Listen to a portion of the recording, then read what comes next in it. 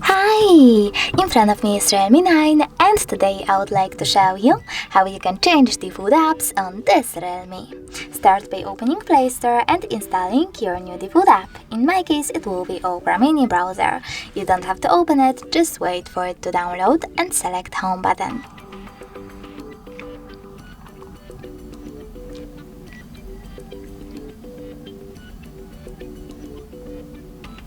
Now you need to click on Devices Settings, scroll down and choose Apps section over here. Then click on the food apps and tap on one of those options. I want to change my browser, so I will go Browser app, tap on Opera to set it up and simply go back. As you can see, after that, my default app has changed.